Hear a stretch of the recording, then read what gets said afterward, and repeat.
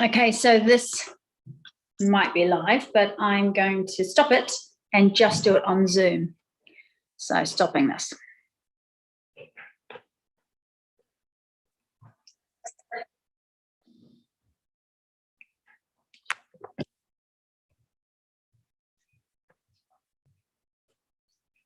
Doing it twice. Well, so hopefully we'll be on Instagram there, because Zoom's closer to me. And Can we move that further away? I wonder if we can do this the other way around, so it's like that way. That might be better. So it's a bit portrait over it too. Yeah, but it's just, that's Instagram Live is portrait, so come closer to me. Can we move that one back a bit? Which one? This. Well, people. That. Okay, and then hang on. So this record to close.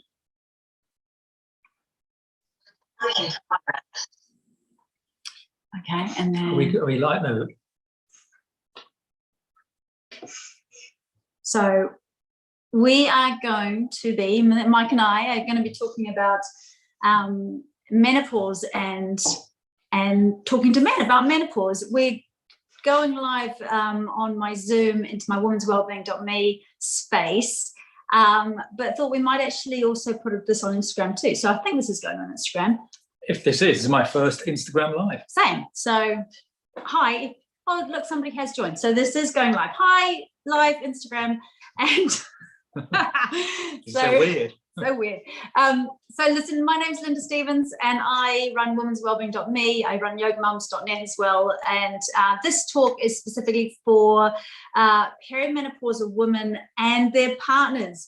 And the reason I decided to talk to Mike, my husband, live about perimenopause in particular is because I firsthand have experienced just how dramatically a relationship can be affected by this extraordinary hormone change at perimenopause in the years leading up to the actual menopause. So, and the reason I asked Mike, aside from any other man, is handy having to be here. is also because Mike teaches yoga birthing for couples with me, and he has a very good understanding of the effect of female hormones. And so having that knowledge prior to me going through perimenopause, I think it's probably helped you understand to what extent hormone dysregulation can affect every part of our physiology. I had absolutely no idea about hormonal change. Well, I had some mention of hormone changes, but actually, as Linda has become more and more knowledgeable in this area, I've seen the impact on Linda and on us too. And so I'm delighted to be able to share my thoughts and experiences of living with someone who is going through perimenopause. I never thought I'd be saying those words on camera live. Like so I thought it might be good if I just kind of like interviewed Mike, and then if anyone has got any questions, then just put them in, and we'll see what we can do as far as answering go and give some people a wave here. Oh, look at you doing like gifting waves. So but a little bit of preamble. The perimenopause is actually a time of hormones starting to slowly go down as the ovaries shut up shop, basically. And it can last 2 years, it can last 10 or even 12 years. So most of us, I know this is certainly me, kind of thought, well, menopause is something that happens to kind of 50-something, 60-year-olds. And yet now when I look back, I recognize that probably after my third baby at 40, I don't think my progesterone ever came back up again. So when we sort of allow for women who've had babies, we know that, depression, etc., can be a real thing. We expect those hormones to be fluctuating. We give a lot of space to women, don't we, who have had babies, and yet it's actually not a dissimilar hormonal change that we experience in perimenopause. And so it was that time that actually things, and the symptoms were so disparate and could be put down to so many different things that I certainly didn't recognize that I was in perimenopause at all. I was just a bit of a moody cow, wasn't I, really? Or not for me to say, certainly not here anyway. But I think also is the fact that everyone's experience seems to vary, and some people don't have such extreme, not really that extreme, but such extreme fluctuations. And I think that maybe some of what we're about to talk about might resonate with some, but not others. So statistically, 75 to 80% of women will experience symptoms that actually are attributable to progesterone dropping quite dramatically in normally your early 40s, and then estrogen levels slowly starting to fluctuate as the ovaries do sort of the last push to try and get you pregnant in your 40s before they shut up shop for good. And then over time, the estrogen starts to drop down until you eventually haven't had a period for a whole year. And at that point, you've hit menopause, and then you're postmenopausal. So only about 20% of women don't have some form of symptoms, and quite a significant number 80% do. 80% do, and a significant number of those women, the symptoms can derail them. And 1 in 10 women end up leaving their jobs because of perimenopausal symptoms. So I might just say some of the main symptoms, and then we can talk about stuff that affected me and obviously you. That's me, yeah. You. So often in early perimenopause, it's actually the lowering estrogen, and it affects your brain, and also the progesterone affects your brain. So big mood swings and anxiety. I mean, I went from being somebody who was not anxious at all to having sudden heart palpitations and real anxiety. So that's something that can happen. Hang on, I'm just going to fiddle around with this. Can you just keep talking for a second? Do you want me to figure out that? No, you just talk about the anxiety and the depression and stuff. From my experience as a trainee counsellor, but also being married to Linda and just seeing the impact of going through these hormonal changes, Lindy felt really that she wasn't the same person that she used to be. And there were some real senses of some anxiety, but not just anxiety, also going through shame, guilt, and anger. And these are really, really powerful emotions. And I think that actually to go through those yourself is itself troubling, but probably I'd imagine from your perspective, going through and then not knowing that you're going through them, but also feeling you're going through them in isolation is probably also quite troubling too. And as a partner and as a guy, to actually, I wish I'd known earlier the fact that the impact of your own mental health that menopause would have. Yeah, I think that you went through lots of, in a sense of anxiety about, golly, am I ever going to go and come right again? And I think there was certainly some anger at times. Still is. It's not like that's gone away completely, but I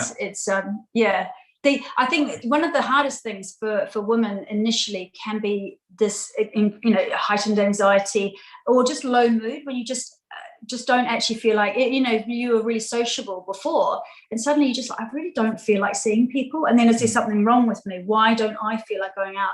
Or you're out and you're just like, I just want to go home. I'm not enjoying myself. I had heart palpitations where I was like, oh my God, is there something wrong with me? And obviously the insomnia, shocking insomnia for a very long time. And of course, when you're tired, that alone is going to make you turn into a bit of a monster, a bit irritable. I also would get overwhelming at different, and it was very cyclical. Overwhelming. I come to the kitchen, and if it was messy, which is quite often our kitchen, I'd be like, oh my God, please, could you just tidy up? I can't, I'd be like, there's literally no surface that's clean. I'd get really stressed, feel like I was being strangled by the mess. And you'd be like, what's she on? What's wrong? There's quite a lot of mess around. So,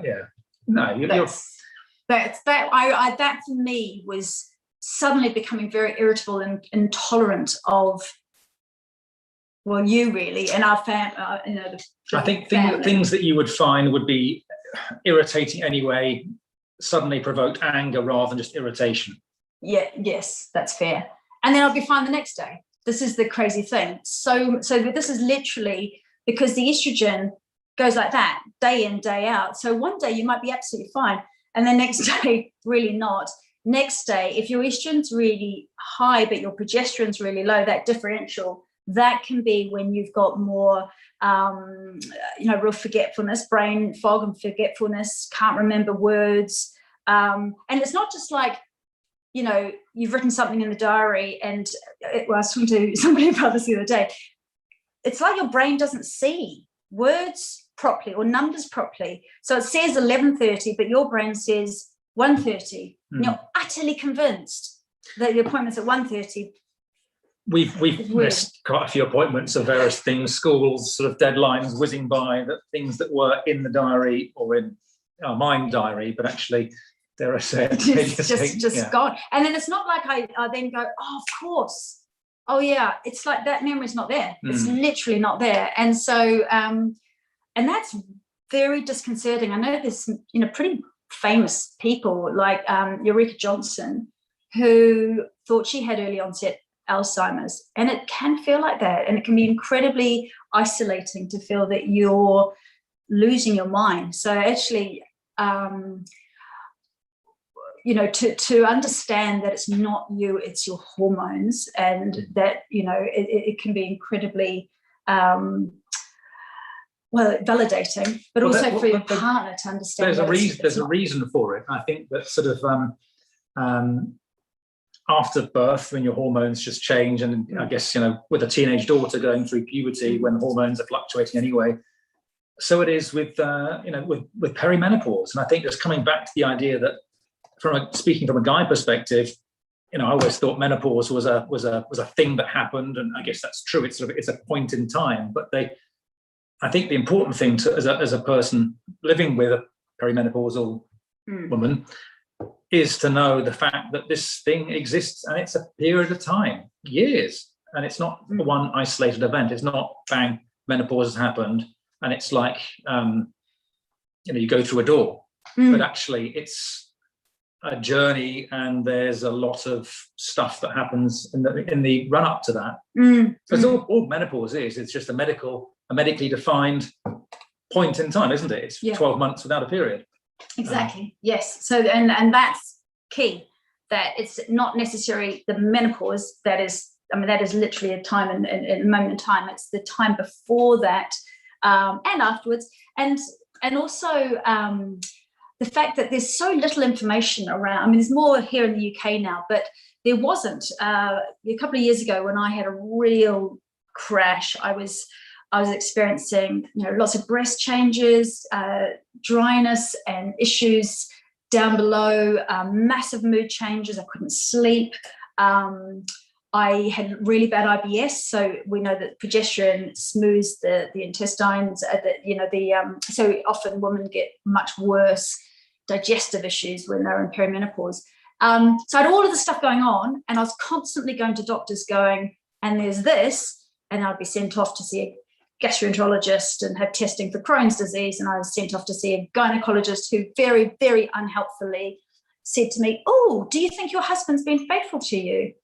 Which was horrendous, because now I'm like, God, I just needed a bit of estrogen cream. But anyway, I was sent off because I had lumps in my breast, incredibly common as your estrogen is starting to fluctuate. Well, I went through the whole, it could be breast cancer, so we're going to need you to just, send you off for. So I went, did all that stuff. I was offered antidepressants every single time. Once someone's mentioned this, actually, doctors are also quick to prescribe antidepressants, thinking that's the solution. That's so true. I see that with clients that I'm seeing therapeutically. It's a go-to because these are symptoms, go on antidepressants. That's the kind of, and it's bonkers the fact that this isn't thought of as a if you're a menopausal aged woman, that actually that this should be something that should be front and center. Look at that first. Well, it's in the NICE guidelines. So the guidelines for all GPs, it's there in black and white that the first line for any kind of depression, anxiety, mood changes for women who are 45 plus should be looking at bringing their hormones back up to a more balanced level. And yet, so few GPs have training in perimenopause. And so I was told, when I was 47, 48, I was told, no, you're too young for menopause, literally dismissed. And I'd be like, it's cyclical. I can feel it. I'm not. Women in their 20s can go through menopause. Sort of, it's not an age thing where it's always going to be mid to late 40s. Average. But yeah, you're right. And, if you've had any kind of cancer treatment, you're likely to go through it earlier. If you've had a hysterectomy, you're likely, even if you've kept your ovaries, you're likely to go through menopause at least 2 years earlier than you might otherwise. So it's and the lack of information and understanding for us as women is bad enough. But then to try and explain why you've got no libido, and that's a big thing, because I think we've always had a good. I'm going to start flushing now. So I know we've got a good sex. Karen, David, if you're watching this, please just go make a cup of tea or something. But it's when you just don't feel like it. Like there's just nothing there, no desire at all, and that unfortunately is estrogen is dropped away. You don't have that libido back. So luckily, I've now touch wood. I've started supplementing back. Not touching wood. That's it. That's sick and strong. So what was I saying? I forgot. This has gone way down south. So you're talking about going down south. So no, we weren't. Well, we sort of were, but the point being, for men to be understanding that this doesn't mean it's like this forever at all, but during these years it really can be you just don't feel like it at all. And also there's all sorts of this stuff that's going on with your body, and you don't know what's going on with your body. So I think there's an element of shame, embarrassment, also even just cuddling and kissing. You're like, oh God, then he's going to want to more, and I just can't. I can't. So how did that make you feel? I think the hormonal journey. Gosh, I can't believe I'm talking about this. Come closer so they can see you. Sorry. Close. Well, I think the hormonal changes sometimes, that you are quite lovey, and so sometimes the hormone fluctuations do work in my favour, I should say. But yeah, I think that it has been tough at times when our libidos have been rather out of sync. It's a nice way of putting it. Our libidos have been out of sync. That's well, I don't want to be the one to say it, but I'm generally a bit more.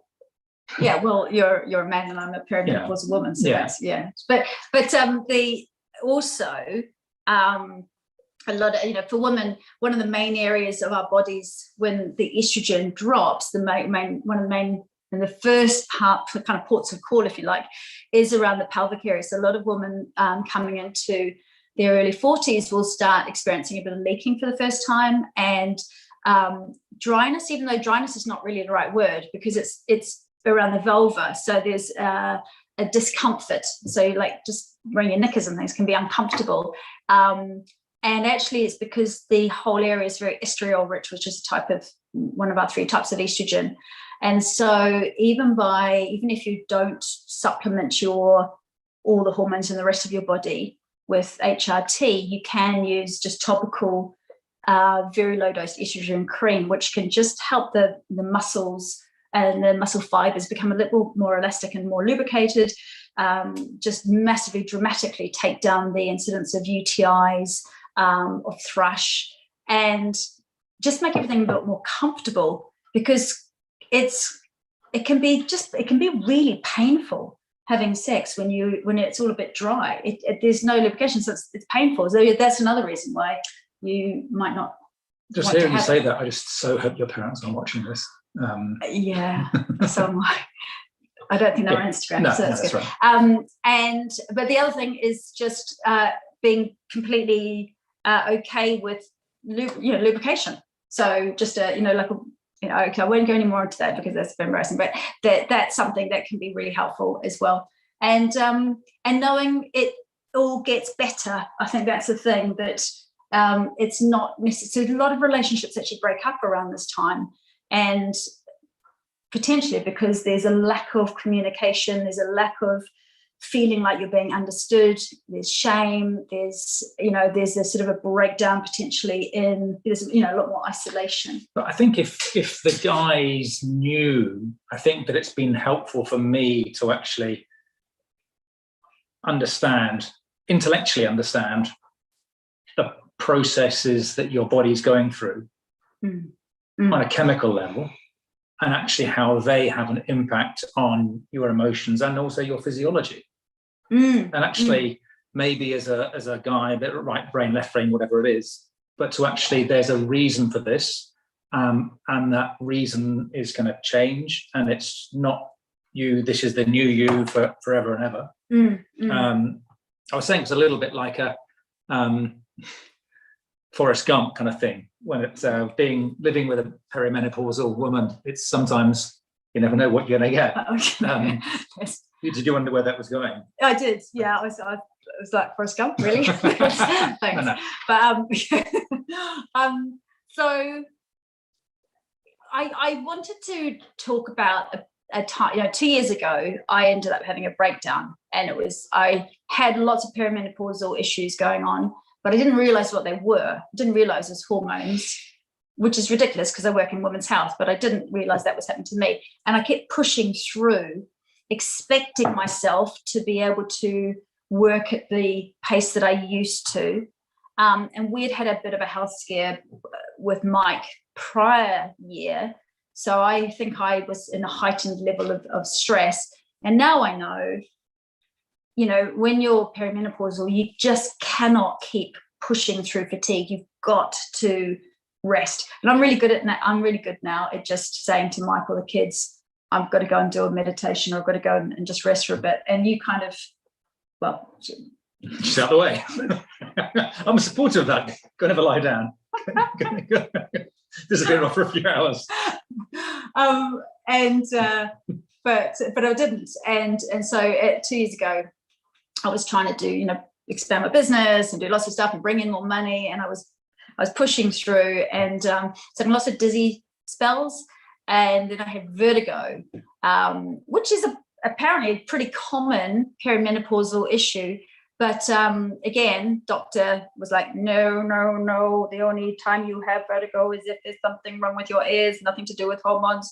And like a robot, she didn't really talk like a robot. And I had a breakdown, and it was really, really scary and horrible. And the biggest thing that came out of it, though, was that Mike was there for me, and he held space for that. And you really did just say, you're safe and you're okay, and I'm here for you. And that was the best thing you could possibly have done. That was literally at the time of the breakdown, wasn't it? But it's also, I suppose, in the weeks and dare I say it, months afterwards. I think that you were dealing with because for Lindy, she's has this aura of health and wellness and so on, and being a yoga teacher, but quite frankly, the reality at home is rather different. I eat a lot of chocolate. Yeah. So that she's not this health freak that you might think that she is the whole time. But actually, so therefore, I think there was a lot of sense of shame for you when you felt that. Yeah. I think that and there was guilt because you felt that you wanted to go and push through to your, for your clients and for your community. But actually, this was a time where you really needed to stop and look after yourself. Yeah. And it was important that I think that you felt safe enough to be able to say, I need some help and some attention myself. But it was because you allowed that. And I think that was the key that I was trying to say, is that any guys that end up watching this know that if your partner is right at that breaking edge, it's not going to be forever, but the best thing you could possibly do is to hold space and say, you're safe, I've got you. Don't push through this, and do whatever you can to allow her to have some time out and to heal, basically, and to get rest and to get some help, which is what you luckily did do. And I'll be forever grateful for that, because that was That was huge. And I know it was, and also he came to a doctor's appointment with me when I finally got to see my GP. He came with me, and because I couldn't speak at that stage. I was really broken, and I was just crying and really not well. And the doctor was, very much sort of, you got your 7 minutes and then you're out. And she looked at Mike and she's like, how long has she been like this for? Mm. And Mike was saying, well, she has told you since she had this breakdown. And he was really the voice of reason when I couldn't speak properly. So I'd imagine, to be fair, from the GP's perspective, you would have thought, gosh, here's another lady, let's just give her some antidepressants and move on. Yeah, but I mean, that's exactly it. This is the that's what she wanted. That's what she did do, yeah. So yeah, this is getting a bit sad now. I don't but it actually has all ended up on a positive note. From that, I ended up seeing a specialist doctor who specializes in hormone therapy and in women in perimenopause. And I realized that actually my hormones were really low and I needed to bring them up in order to start to balance my brain and start to feel better. That these days there are body identical hormones, which means they're molecularly exactly the same as what our own ovaries produce. And once I understood that, because I was very anti prior, I was a bit happier to at least try them to see if I could just help myself get over that point. And so finding out about what's out there now as opposed to what was out there 20 years ago, I think is really, really important. And that clarity, that starting that, and then also just stopping completely, which I had to, because I pushed past that point of no return kind of thing. And you allowing me to do that, if you like, you sort of saying to me, you're not going, it's just clear the diary and clearing it. Yeah. So Mikey ended up just. It's almost like being one thing we talk about in our yoga birthing courses, and I coach the dads on, is when you come home from hospital, if you have a hospital birth, is the importance of the guy being the gatekeeper to a new mum, and really policing about when people come in and moving people on so they don't hang around too long and get in the way, quite frankly. And I think in when you were in the breakdown mode a couple of years ago, that's what you needed, that too, and so therefore needed to take control and actually give you that space and be a gatekeeper for you for a while. That's exactly it. It was me being able to take off the hat of, the shame of having to say, no, I can't go out to something, or I just literally don't have the energy to do something, or I think there's also a sense that you felt, I think partly that you felt you might have been letting me down if you were saying, I can't go out to that dinner tonight. I did. And so for me to be able to say to you, look, I can see what a state you're in, let's not go out tonight, rather than you feeling that you had to go and push through yet again. Yes, yeah. But to actually say, let's not go out, because normally I'd be the one, let's go out, but but to actually say, no, that's not. You need to prioritize yourself.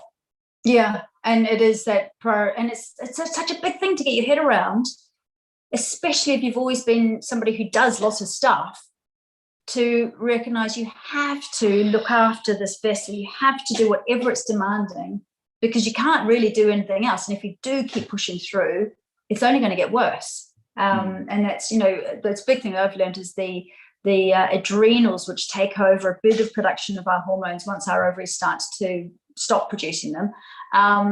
If you're stressed, so if you're exhausted, or even if you're doing too much exercise, the adrenals will produce cortisol and not the estrogen and progesterone and testosterone that they could be producing. So then you're even in more depletion and you're just utterly exhausted.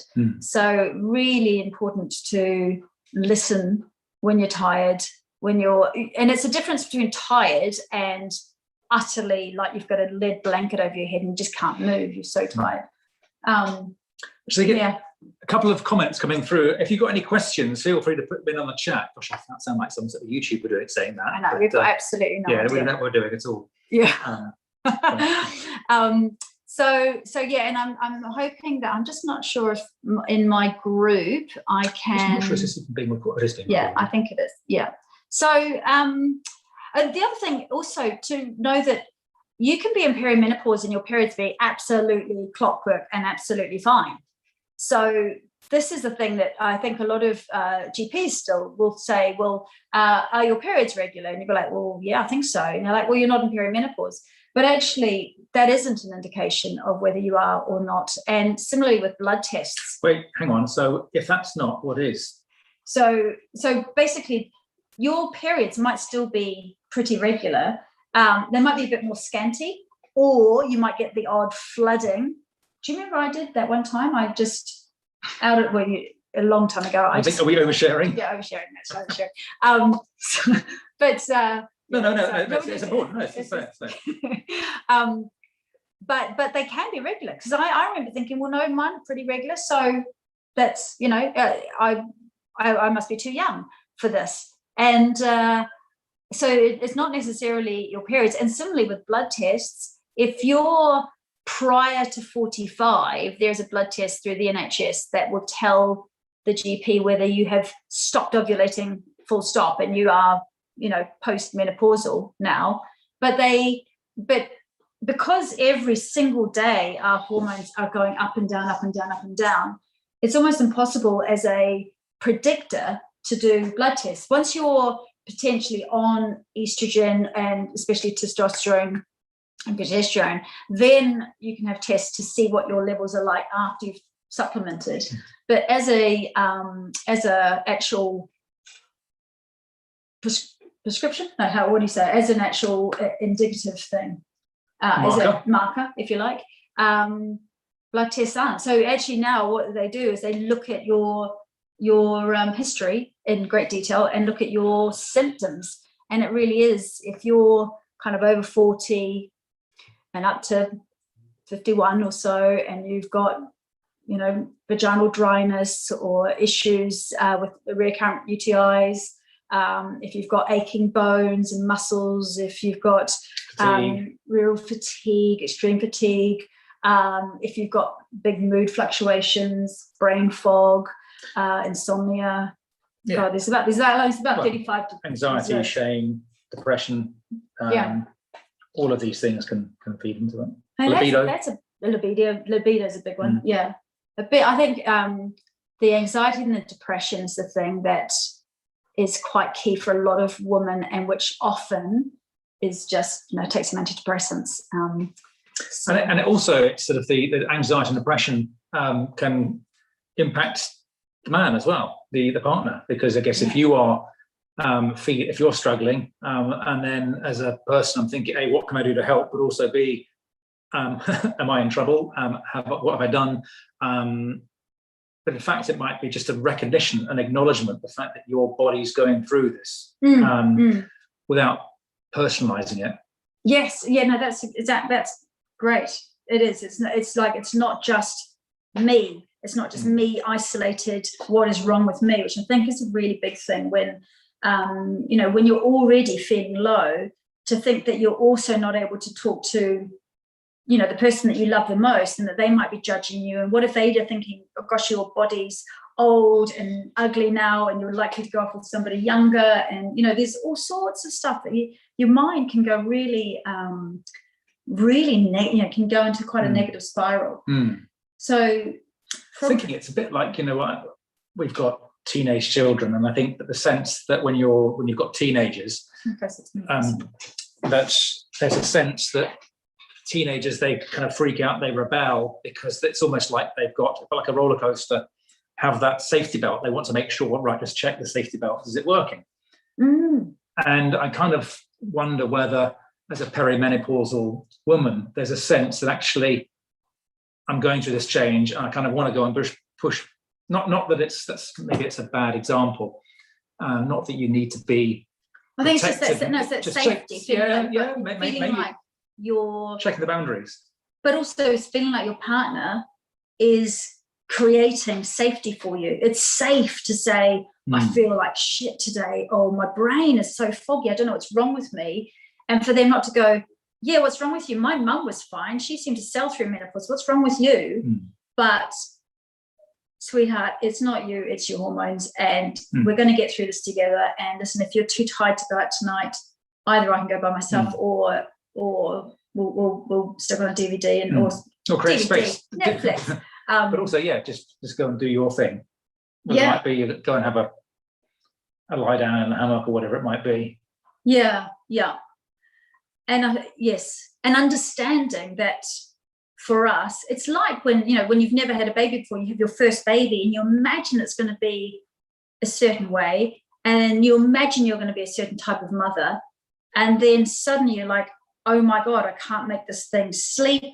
I don't, my boobs don't do the feeding thing that they're supposed to, and my tummy's not going down compared to Kate Middleton's, and whatever. We're so good at being incredibly mean to ourselves, and it's the same, I think, in perimenopause, when we're like, well, everybody else seems to be out running, why can't I run now? Or everybody, it's a shocker. Social media are terrible for that, because there's all that FOMO, but it's also got to keep up with so-and-so, not specifically, but just generally, that there's messages in society, the fact that women are doing this, X, Y, Z. But I think that what's great now, the fact that there is more acknowledgement of menopause and perimenopause is, I know that Davina McCall's documentary last week, for instance, we were at a 50th last weekend and met someone, and then was explaining what she's doing, and this lady said, oh yeah, that's very much, you're a woman of the moment, really. And I think that's great, the fact that this is finally being acknowledged. So do I. And the fact that there's more of a spotlight being put on it in the medical world, but also the fact that more women are actually able to say, wow, this is this is what I'm going through, and there's a reason for it, but also hopefully for their partners to be able to say, okay, I get it, I can understand, and I can therefore empathize, because you can't empathize with something if you don't understand it.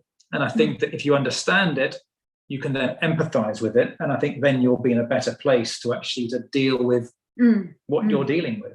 And it's really important, I think, for men not to think it's them, like not to go on the defensive and go, oh, well, she obviously doesn't think I'm attractive because she doesn't want to have sex at the moment, or she's so moody and shouty, she obviously doesn't love me anymore, what's wrong with me, but try, and that must be incredibly hard when you're, getting it with all barrels, but to really understand that it is a dramatic hormone upheaval for many women, not all, there's some women who sail through, like I said, 20%, so not many. And there's also, I should caveat that for some women, supplementing their hormones with these natural hormones that are now available, not bioidentical here in the UK, you can get body identical on the NHS. You don't necessarily have to go and see a very expensive specialist.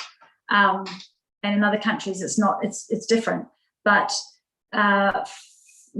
that's not everybody's cup of tea. But there might need to be some quite dramatic lifestyle changes, and like getting to bed really early and just stopping TV and screens and stuff. And it kind of needs the partner to be like, not going, come on, one more, we'll just watch one more Netflix, but going, no, you need your sleep. Let's get to bed. You're a shocker. She's a shocker on Facebook and Instagram, social media, talking about phone addictions, far out. We don't have to worry about the kids, it's you. I know.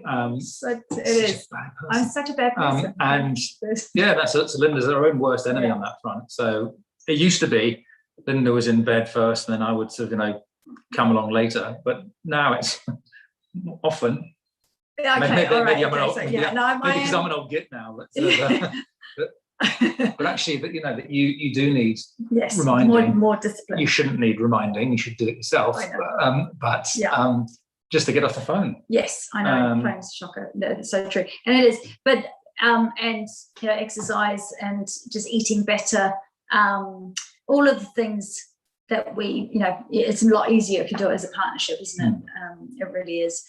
So, is there anything? I'm just thinking if there was a dad, or there's a dad, we're not doing yoga birthing. If there was a man out there who is just at that point where like, what's wrong with my wife? She's only 43. Lots of men thinking that. She's like, what is going on with her? She's become really moody. She doesn't want to have any intimacy with me anymore. She forgets everything. She's always complaining of being tired. You know, what would you want them to know if you could summarize? I think I was going to say, if you could summarize this decade. How long have we got? I think just being aware that what these changes can mean, and the fact that I think from a bloke perspective, it's very easy to jump to the conclusion, oh, it's about me. And the fact that you're stroppy because you're stroppy, or you're stroppy because what have I done, and it's therefore for me to get defensive. And I think that and golly, it still happens, golly, where I can respond to Linda's irritation by getting angry myself. Yes, well, maybe if you irritated, what do you need from me? Is I think that would be a really nice thing to. So say you recognise that I was not being rational, that I was extremely exhausted, and I was, for example, we're coming in and just going, which does happen cyclically, where I freak out at how messy the kitchen is. Then just saying, obviously you just tidy up the kitchen rather than saying what you need from me, but being aware of being that container, being that safe space. What can I do to help, or just listening rather than trying to necessarily solve. I guess it's a two-way thing. There are times where I think I would suggest, that we tend to use humour, don't we, in terms of, I will, with love and compassion, call her out when I think she's being unreasonable. So it's not a free rein for Linda to be arsy and stroppy the whole time. So, and I'm not. No, you're not. But I have my moments. But I think that, gosh, this sounds a bit like couples counselling, I guess, really, which is, gosh, who are we to give that? But exactly. But almost to have in my mind, to have like a referee, a red and yellow card to say, you're out in the shed. 2 strikes and you're out. Yeah. But actually say, no, because, in a marriage, I think that need boundaries, so that, yes, that there is this thing that's going on. Yeah. But it's not, I'm talking potentially to the guys here, it's not necessarily a free pass to go and say, to be stroppy in the fact that, no, I will accept everything that you might feel like but I think the important thing is to understand, for me or for any partner to understand that this is what Linda's going through. And the hormones run us. They literally run the thoughts that come into our brains. And that's, I think, really important to understand, that it's not that this person has suddenly become, that it's not that they have turned into a crazy person, even though they might be acting like a crazy person. They're not actually crazy. It's just that their hormones are creating behaviors that are unusual. Yeah. That's a very diplomatic way of putting it, isn't it? Rather than the red yellow card. Anyway. Yeah. So is there anything else you wanted to think say? Never having done one of these before, I hope that's been helpful to someone. I don't even know if it's it may not, but anyway. I think it is. But thank you. No, thank you. Thank you so much for coming and chatting. I just thought it might be helpful especially for partners who are just going, because women don't know what's going on, to be honest. So how on earth are their partners to know what's going on? So for both of you to become educated around this stage and not sweep it under the carpet. I'm a Kiwi, so I'm a little bit more at ease talking about stuff. I'm not so stiff upper lip as a lot of English people are. And so I'm constantly listening to my poor son, who's 15. He's like, Mum, could you just stop talking about menopause? But I'm like, but you're going to be the most amazing partner one day, and you're going to be able to look up. There's lots of eye rolling from the kids when Linda's up on one. Yeah, but my daughter has helped so many of her friends who are complaining about their mums turning into, screaming banshees, and like, what's wrong with my mum? She's just, she's so hard to live around. And my daughter's like, she could well be perimenopausal, and you should tell her to watch this Channel 4 documentary and stuff. So it's all good. Yeah. So I think, unless there's any sort of questions, we might as well, we'll wrap it up. But knowing that it's not just something that happens, it's something that goes over many years. It is slowly our hormones are dropping away because nature's saying that's it, no more babies for you. Sadly, there are about 400 different pathways in our body that respond to the progesterone, the estrogen, and testosterone in particular. There's lots of other hormones. But when these drop off, it really can affect our bone health, our heart health. And women have different types of heart attacks than men. But, the number one killer for women is heart disease and heart attacks. It can really affect our brain, how we think, how foggy our brain is or not, what we remember, how we find words or not. It very much affects the pelvic area, the pelvic muscles, the lubrication of the mucosa around the pelvic area.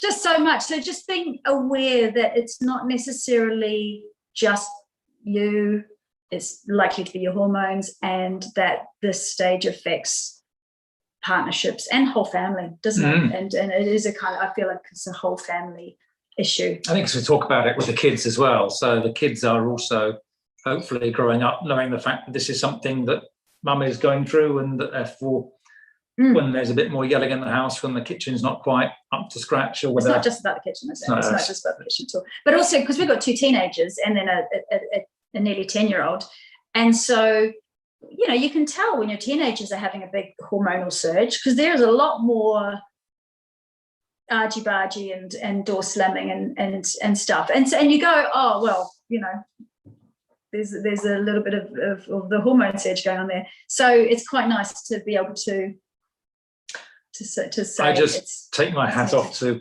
friends of mine, Griff and Pete, for instance, who have got 3 daughters as well as a menopausal wife too. So if you're listening or watching, at least we can laugh. Laugh. This is the important thing. A bit of humour. Exactly. Anyway, thank you so much for joining me doing this. And guys, we'll say goodbye and have a lovely weekend. Bye. Bye, everyone. So I think we just need to how do we stop this? Don't actually know how to stop a live, so